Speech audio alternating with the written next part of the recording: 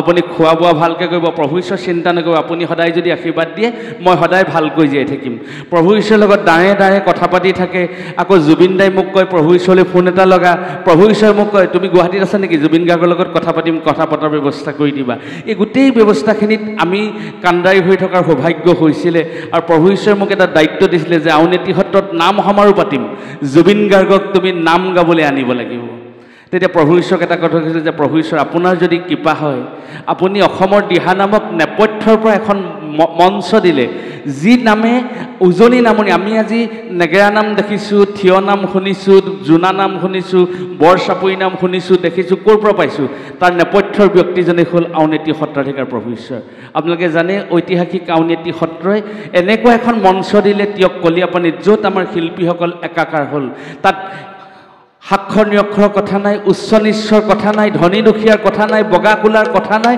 এখন সামূহিক মঞ্চ দিলে যিখন মঞ্চত শিল্পী আৰু শিল্পীৰ পূজাৰীসকল সংগীতৰ পূজাৰীসকল তাত একাকাৰ হ'ল গতিকে সেইখন মঞ্চৰ পৰা আজি দিহানামে এই পৰ্যায় লাভ কৰিছে দিহানাম জগতৰ এজন সামান্যতম ছাত্ৰ হিচাপে সেই কথা আমি অনুভৱ কৰোঁ আৰু আজি ৩৫টা বছৰ দিহানামক নিজে জীৱন আগবঢ়াই পানি যি পাইছোঁ তাৰ নেপথ্যৰ ব্যক্তিজন দিহানামক আগবঢ়াই লৈ যোৱা ব্যক্তিজনৰ নেপথ্যৰ ব্যক্তিজন আউনীআটী সত্ৰাধিকাৰ প্ৰভু ঈশ্বৰ সেইকাৰণে আপোনালোক পুণ্যাত্মাসকলৰ সন্মুখত থিয় হৈ এই কথা ক'বলৈ পাই নিজকে ধন্য বুলি ভাবিছোঁ হয়তো যমৰাজাৰ আগতো ক'ম যিদিনাখনি মৃত্যু হ'ব যে নাম গাইছিলোঁ ৩৫ বছৰ চৰকাৰী চাকৰি এটাও ত্যাগ কৰি থৈ আহিলোঁ প্ৰণৱ গগৈ ছাৰে দিছিলে অসম বিধানসভাৰ সচিবালয়ত চাকৰি দিছিলে সেই চাকৰিও দিহানাম গাবলৈ নোপোৱাৰ কাৰণে এৰি থৈ আহিলোঁ এতিয়া ক'বলৈ বাধ্য হৈছোঁ যে এনে এজন পুণ্যাত্মাই এনেকুৱা এখন মঞ্চ দিছিলে য'ত নাম গোৱাৰ কাৰণে প্ৰভু আপোনাৰ এই চাকৰি এখনো এৰি থৈ গুচি আহিব লগা হ'ল আজি এই কথাষাৰ এইকাৰণে কৈছোঁ যে নহ'লে এই পুণ্যাত্মাসকলক আমি হয়তো ভাগ্যত লগ নাপাম আজি জুবিন দাৰ লগত প্ৰভু ঈশ্বৰৰ এটা সম্পৰ্ক আছে মোক জুবিন দাই এদিন কৈছিলে যে আউনীআটী সত্ৰলৈ যাম প্ৰভু ঈশ্বৰে বনোৱা ভাত খাম এবাৰ প্ৰভু ঈশ্বৰে মোক ক'লে তুমি জুবিন গাৰ্গক সত্ৰলৈ আনিব লাগিব তোমাক এটা দায়িত্ব দিলোঁ যে তুমি এই চোলাটো লৈ যোৱা এই চোলাত দুটা চোলা চিলাবা এই কাপোৰ এটা দিলে মোক পাটৰ কাপোৰ সকলোৱে শুনিব এটা চোলা তুমি পিন্ধিবা আৰু এটা চোলা জুবিন গাৰ্গলৈ লৈ যাবা আৰু এইখন পাটৰ ধুতি তুমি পিন্ধিবা আৰু এখন পাটৰ ধুতি জুবিন গাৰ্গক দিবা আৰু এইখন কপাহী ধুতি এই ধুতিখন তুমি পিন্ধিবা পাটৰ চোলা পাটৰ চেলেং পাটৰ গামোচা পাটৰ সমস্তখিনি পাগুৰিলৈকে প্ৰভু ঈশ্বৰে দি মোক জুবিন গাৰ্গ ডাঙৰীয়াক নিমন্ত্ৰণ দিবলৈ পঠাই দিলে মই পবিত্ৰ মাহিতা ককাইদেউৰ লগত যোগাযোগ কৰিলোঁ ককাইদেউৱে তেতিয়া ক'লে যে তই গুৱাহাটীলৈ আহিবি মই সমস্তখিনি কৰি দিম তাৰপাছত মই পবিত্ৰ ককাইদেউক লগত কথা পাতিলোঁ বিমান বৰুৱাৰ লগত কথা পাতিলোঁ বিমান বৰুৱাই ক'লে যে তই গৰিমাৰ লগত নিজে কথা পাতিবি আৰু জুবিন গাৰ্গক লৈ আহিবি মই গৰিমা বৌৰ লগত কথা পাতিলোঁ জুবিন দাৰ লগত ঘৰলৈ গ'লোঁ আহি প্ৰভু ঈশ্বৰৰ কথা ক'লোঁ জুবিন দাই নাম গাবলৈ আহিলে আৰু প্ৰভু ঈশ্বৰক সেৱা সৎকাৰ কৰিলে জুবিন দাই সিদিনাখনি এটা নাম গাইছিলে যমুনাৰ ঢৌ দেখি ৰাধা পাৰত বহি কলিয়া কানাই কাষে চপাই দিয়া না কিন্তু জুবিন দাই তৎকালীন গীতটো এনেধৰণে গালে আউনীআটী লৈ যাওঁ সিদিনাখনি সেই গীতটো যেতিয়া জুবিন দাই গাইছে প্ৰভু ঈশ্বৰ চকুপানী ওলাইছে মই প্ৰভু ঈশ্বৰৰ সন্মুখত কৈছোঁ আৰু তেতিয়া প্ৰভু ঈশ্বৰে কৈছে জুবিন গাৰ্গে এনেধৰণে গীত কম্প'জ কৰি দিব পাৰেনে এনেকুৱা কৰিব মানে জুবিন গাৰ্গ সঁচাকৈ ভগৱান সিদিনাখনি কৈ 2010 চনতে প্ৰভু ঈশ্বৰে আমাক কৈছিলে যে জুবিন গাৰ্গৰ সান্নিধ্য যে তোমালোকে পাইছা তোমালোক সঁচাকৈ একজন ঋষিলৈ ৰূপান্তৰিত হৈছা আজি জুবিন দাৰ নামত যে অনুষ্ঠানভাগি ইয়াত আয়োজন কৰিছে গতিকে জুবিন দা সঁচাকৈ অমৰ জুবিন দা ঈশ্বৰ পুৰুষ জুবিন দা ঈশ্বৰৰ চৰণত সমৰ্পণ হওক আজি দিহানামক এটা নিৰ্দিষ্ট মাত্ৰাই লৈ আহি আয়তীসকলে এই পৰ্যায় পোৱাইছেহি আউনীআটী সত্ৰাধিকাৰ প্ৰভু ঈশ্বৰ আহিছে আউনীআটী সত্ৰাধিকাৰ প্ৰভু ঈশ্বৰে শুভ উদ্বোধন কৰিব আৰু আপোনালোকে বিশেষকৈ ইয়াত নতুন প্ৰজন্ম আছে এটা সময় আছিলে আমি যেতিয়া কংকিত সময়ত দিহানাম গাইছিলোঁ দিহানাম কোনে গায় এটা সময়ত মানুহৰ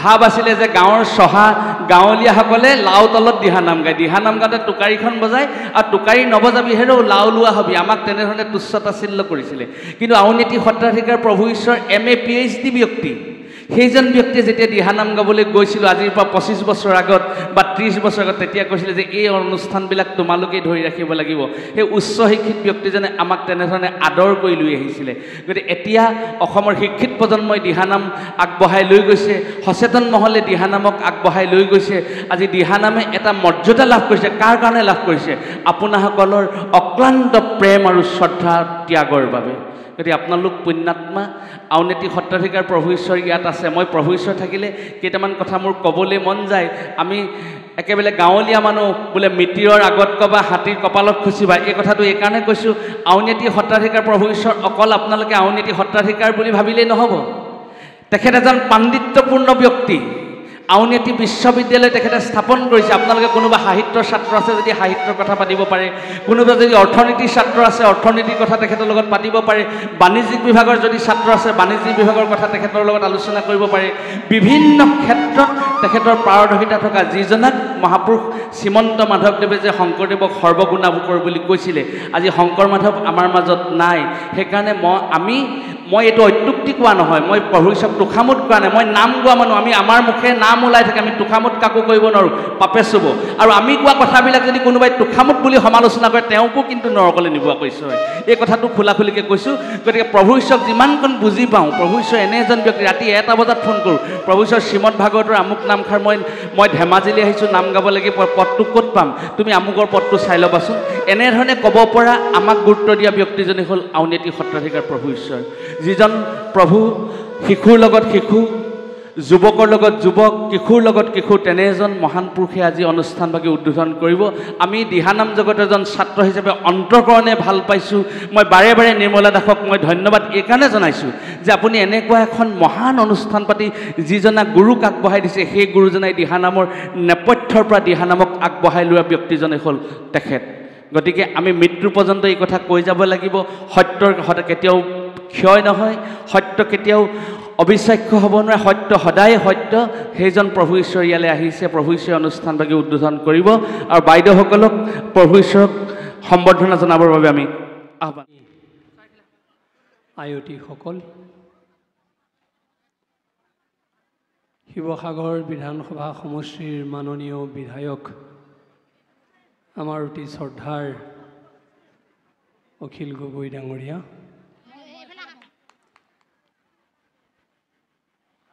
নিৰ্মলা দাস প্ৰমুখ্যে এই নাম অনুষ্ঠানৰ আয়োজকসকল উদ্যোক্তাসকল কৰ্মকৰ্তাসকল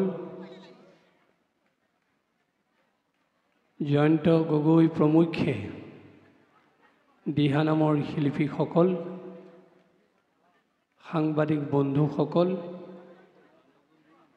আপোনালোক সকলোকে পোনপ্ৰথমেই আমাৰ হৃদয় ভৰা শ্ৰদ্ধা আমি আগবঢ়াইছোঁ আমাৰ এটা নিজৰ দৈন্যতাৰ কথা আপোনালোকক প্ৰথমতে প্ৰকাশ কৰি ল'বলৈ লৈছোঁ মাতটো এনেই খহটা আজি 4 দিন জ্বৰ পানী লগা কাহত ভোগাৰ কাৰণে মাতটো আৰু বেয়া হৈছে আচলতে কথা কোৱাৰ এতিয়া নিজৰ যিটো মানসিক প্ৰৱণতা থাকিব লাগে সেইটো নাই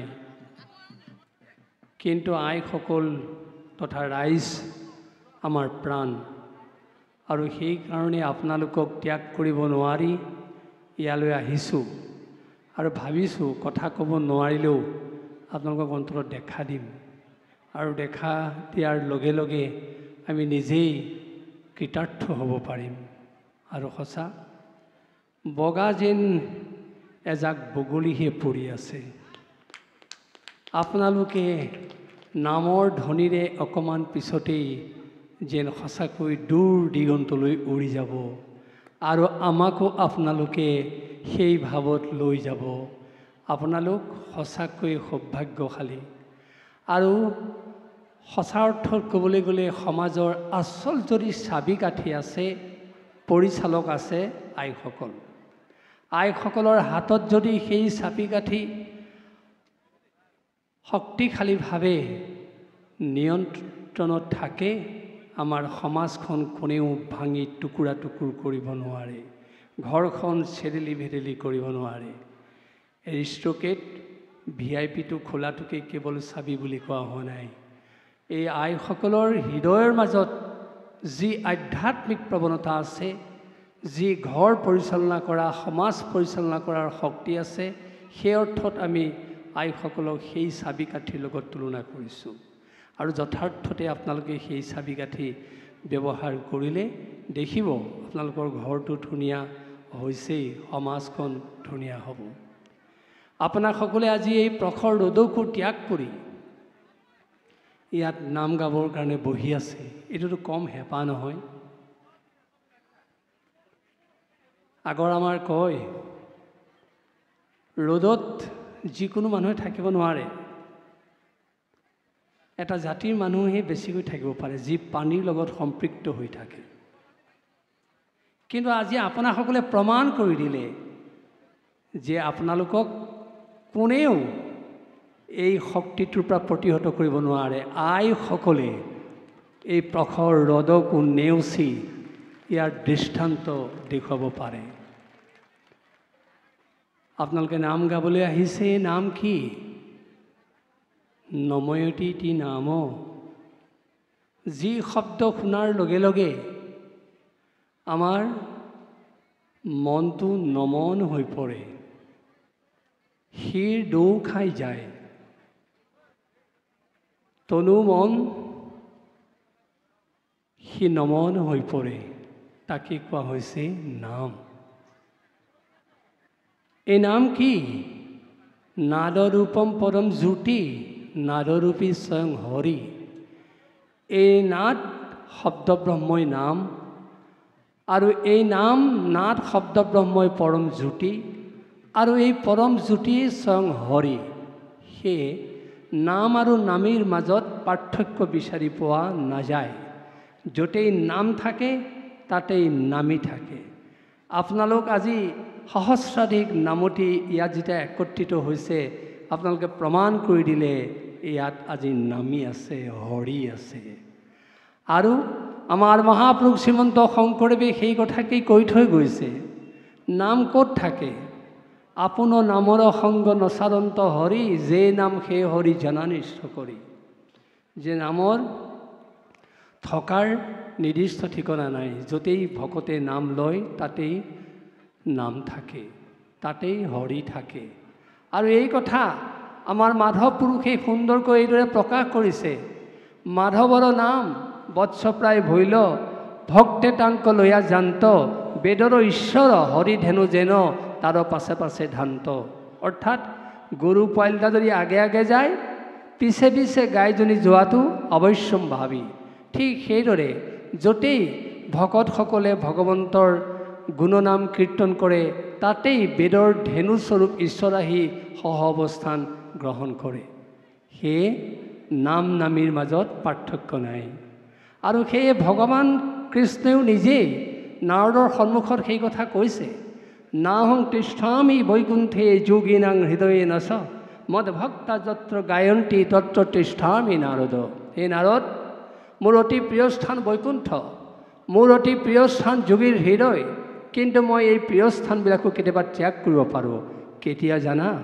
যেতিয়া মোৰ ভকতসকলে, মোৰ ভক্তসকলে মোৰ নাম লয়, সেই স্থানক মই অতি প্ৰিয় বুলি বিবেচনা কৰোঁ আৰু তাতেই মই অৱস্থান গ্ৰহণ কৰোঁ। সেয়ে আমি পুনৰ কৈছোঁ, আপোনালোকে আজি ভগৱন্তৰ নাম পবিত্ৰ সহকাৰে প্ৰতিকূল পৰিৱেশকো নেওচি ইয়াত গাবলৈ যেতিয়া আহিছে, ইয়াত ভগৱান বিৰাজমান হৈ আছে। আপোনালোকে ভালকৈ চকুকেইটা মুদি আপোনালোকে গম পাব, সঁচাকৈয়ে ভগৱান আমাৰ সন্মুখত বিৰাজমান। আৰু নাম লোৱাৰ লগে লগে যে আমাক মনটো নমন কৰি দিয়ে, সেই নমন শব্দটোৰ অৰ্থত সোমাই আছে বিনয়। মানুহৰ জীৱনত যেতিয়ালৈকে বিনয় ভাৱ নাথাকিব, তেতিয়ালৈকে মানুহৰ জীৱন শৃংখলিত হ'ব নোৱাৰে। আৰু এই বিনয় ভাৱৰ কাৰণে মানুহক লাগিব শিষ্টাচাৰ, এই বিনয় ভাৱৰ কাৰণে লাগিব মানুহক সততা, এই বিনয় ভাৱৰ কাৰণে মানুহক লাগিব শালীনতা, যাৰ যোগেদি মানুহে ঈশ্বৰ প্ৰাপ্তিৰ পথ প্ৰশস্ত কৰিব পাৰে। যাৰ হৃদয়ত কেৱল অহংকাৰ থাকে, সেই অহংকাৰ ভাৱেৰে ভগৱানক পাব নোৱাৰে। যাৰ হৃদয়খন অহংকাৰ শূন্য হয়, সেইজনে ভগৱানক অৱশ্যম্ভাৱী পাব পাৰে। তাৰ উদাহৰণ দ্ৰৌপদী। আপোনালোকে দ্ৰৌপদীৰ কথা জানে, দ্ৰৌপদীৰ কাহিনীৰ কথা শুনিছে। দ্ৰৌপদীক মহাসতী বুলি কোৱা হৈছে, দ্ৰৌপদীক যুগদ্ৰষ্টা এগৰাকী নাৰী বুলি কোৱা হৈছে, আৰু দ্ৰৌপদী সমাজৰ শক্তিশালী নাৰী। কিয় এই শব্দৰে দ্ৰৌপদীক বিভূষিত কৰা হ'ল? অৰ্থাৎ তেওঁ পঞ্চগুণেৰে সমৃদ্ধ আছিল, যাৰ কাৰণে তেওঁ মহাসতী হ'ল। সেই কাহিনীটো চমুকৈ কৈছোঁ।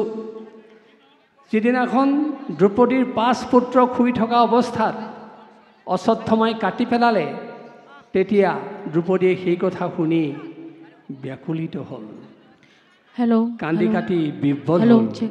আৰু সেই মুহূৰ্তত অৰ্জুনে আহি তেওঁক সান্তনা দি ক'লে, শোভাননী, তুমি আৰু নেকান্দিবা, মই তোমাৰ আততায়ীজনক ধৰি আনিম আৰু তোমাৰ মন যোৱা মতে তুমি তেওঁক শাস্তি দিবা। এই বুলি কৈ অৰ্জুনে কৃষ্ণক ৰথত তুলি অশ্বত্থামাক খেদি গ'ল। আৰু পিছ মুহূৰ্ততে অৰ্জুনে অশ্বত্থামাক হাতে গলে বান্ধি পেলালে, আনি থকুচকে দ্ৰৌপদীৰ সন্মুখত পেলাই দিলে। আৰু দ্ৰৌপদীক ক'লে, তোমাৰ এতিয়া যিমান মন যায় তেওঁক তুমি শাস্তি বিধান কৰা, আৰু তাৰপিছত মই তেওঁক বধ কৰিম। তেতিয়া দ্ৰৌপদীয়ে কি ক'লে জানে? মেলা মেলা বান্ধ ইহানো দুখে উধাই দুগুণে জুই মোৰ। হে আৰ্যপুত্ৰ, তুমি তোমাৰ গুৰুপুত্ৰক যিদৰে বান্ধি আনিছা পশুবত, পশুৰ দৰে, মই কিন্তু এগৰাকী হৃদয় প্ৰাণা নাৰী হৈ এই দৃশ্য চাব নোৱাৰোঁ। তুমি তেওঁকতো বধ কৰিব নোৱাৰাই, এওঁৰ বান্ধটো খুলি দিয়া। আৰু কি জানা, তুমি যিজন গুৰুৰ ওচৰত অস্ত্ৰ শিক্ষা লৈছিলা, সেই গুৰুপুত্ৰক যদি তুমি বধ কৰা, তোমাক কৃতজ্ঞতাৰ দুখে স্পৰ্শ কৰিব। আৰু কি জানা, তুমি যদি সেই গুৰুপুত্ৰক বধ কৰা, ব্ৰহ্মসাপেক তোমাক খেদি আহিব। আৰু কি জানা, তুমি যদি গুৰুপুত্ৰক বধ কৰা, কুলক্ষয় আৰম্ভ হ'ব। আৰু কি জানা, মই মোৰ 5টা পুত্ৰক নিৰ্দিষ্ট অৱস্থাত হত্যা কৰাৰ কাৰণে মই যি দুখ পাইছিলোঁ, মোৰ সন্মুখত যদি তুমি এই গুৰুপুত্ৰক বধ কৰা, মোৰ নিচিনা এগৰাকী হৃদয় প্ৰাণা নাৰীয়ে 10 গুণ হিয়া ধাকুৰি কান্দিব। মই যিহেতু হৃদয় প্ৰাণা নাৰী, মোৰ মাতৃত্বৰ সংজ্ঞা আছে, এই মাতৃত্বৰ সংজ্ঞাৰে মই কেতিয়াও প্ৰতিশোধ পৰায়ণী স্বভাৱ গ্ৰহণ কৰিব নোৱাৰোঁ। সেয়ে তুমি অশ্বত্থামাক খুলি দিয়া, বান খুলি দিয়া। আৰু ক'লে যে দ্ৰোণই সেই মৃত্যুক যেতিয়া সাৱটি ল'লে, তেতিয়া তেওঁৰ পত্নী গৌতমীয়ে অশ্বত্থামাক দেখি সান্তনা লভিছিলে। তেতিয়া দ্ৰৌপদীয়ে ক'লে, তুমি যদি এই মুহূৰ্তত তুমি অশ্বত্থামাকো বধ কৰা, তেওঁৰ সেইকণ সান্তনাও নোহোৱা হৈ যাব। সেয়ে তুমি কোনো কাৰণতে তেওঁক বধ কৰিব নোৱাৰা। এই পঞ্চগুণে সমৃদ্ধ হোৱাৰ কাৰণেই দ্ৰৌপদী মহাসতী। আপোনালোকে জানে দ্ৰৌপদীৰ 5 স্বামীৰ লগত সম্বন্ধ আছিল। মহাসতী কেনেকৈ হ'ল? গুণেৰে, চৰিত্ৰৰে, স্বভাৱেৰে। এফালে ক্ষমাসুলভ দৃষ্টিভংগী, দয়া প্ৰৱণতা ভাৱ, আনফালে ভূত ভৱিষ্যত চিন্তা কৰিব পৰা প্ৰৱণতা, আনফালে সমদৰ্শী চিন্তা আৰু সহানুভূতি থকা বাৰ্তা। আৰু সেইকাৰণেই দ্ৰৌপদী মহাসতী। আৰু ৰাতিপুৱা শুই উঠাৰ লগে লগে আমি সেই 5গৰাকী কন্যাৰ নাম লওঁ, অহল্যা, দ্ৰৌপদী, কুন্তী, তাৰা, মন্দু, দৰিষ্ট্ৰথা, পঞ্চকন্যা স্মৰে নিত্যম মহাপাতক নাশনম। এই 5গৰাকী সতী নাৰীৰ যদি কোনোবাই নাম লয়, ৰাতিপুৱাই তেওঁৰ পাপ নাইকিয়া কৰিব পাৰে। গতিকে এই 5 নাৰীৰ ভিতৰত দ্ৰৌপদী মহাসতী। এই দ্ৰৌপদী মহাসতী কিয় হ'ল আমি আকৌ কৈছোঁ, পঞ্চগুণেৰে। এই পঞ্চগুণৰ মূল মন্ত্ৰ কি? কৃষ্ণ নাম। দ্ৰৌপদীৰ হৃদয়ত কেৱল কৃষ্ণ নাম আছিলে। আৰু সেয়ে আমি আপোনালোকক আজি ক'ব খোজোঁ যে আপোনালোকে আজি ইয়াত একেলগে বহি দিহানাম গাব, কিন্তু তাৰ পিছতে যদি নামৰ তত্ত্বৰ কথা পাহৰি যায়, এই অনুষ্ঠানৰ সাৰ্থকতা নাথাকিব। আপোনালোকেও প্ৰত্যেকেই হৃদয়ৰ মাজত সেই কৃষ্ণ নাম তথা সেই কৃষ্ণ মন্ত্ৰ আপোনালোকে সাৰোগত কৰি লওক। দ্ৰৌপদীৰ দৰে মহাসতীৰ লক্ষণ লাভ কৰিব, দ্ৰৌপদীৰ দৰে ঘৰ চলোৱাৰ মূল শক্তি লাভ কৰিব, দ্ৰৌপদীৰ দৰে আপোনালোক সহনশীল হ'ব, দ্ৰৌপদীৰ দৰে আপোনালোক ভূত ভৱিষ্যতৰ অধিকাৰী হ'ব। আৰু যদি এনে গুণে সমৃদ্ধ হয় আইসকল, আমাৰ সমাজখন কিয় বিপথে যাব। সেয়ে আমি আশা কৰিছোঁ এই যি দিহানাম আপোনালোকে প্ৰখৰ ৰ'দকো নেওচি ইয়াত গাবলৈ আজি আহিছে, এয়া হয়তো বিশ্ব ৰেকৰ্ড নহ'ব পাৰে, কিন্তু এই দিহানামৰ তাৎপৰ্য আছে।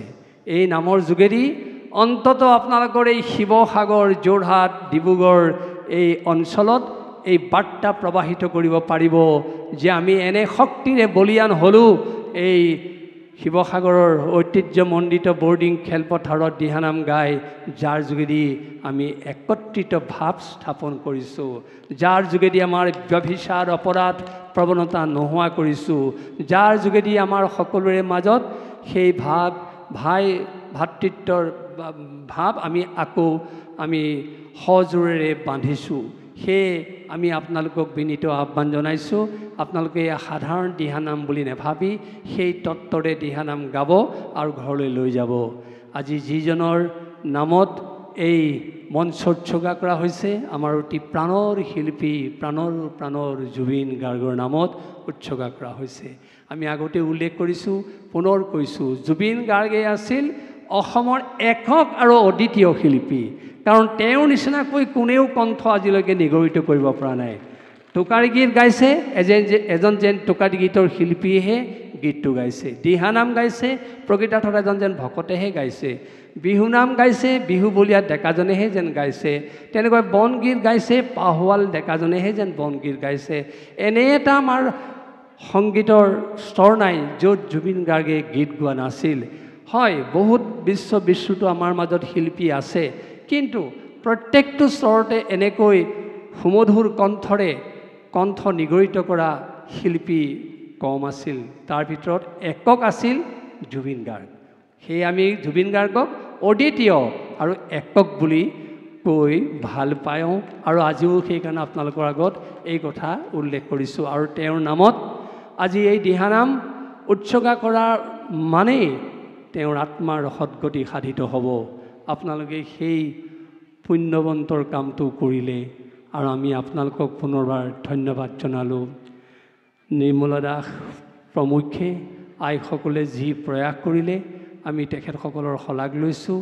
কমলা তথা জয়ন্ত গগৈয়ে যি এই অনুষ্ঠানৰ উদ্যোগত ভিটাভুটি প্ৰদান কৰিলে আমি তেওঁৰো শলাগ লৈছোঁ।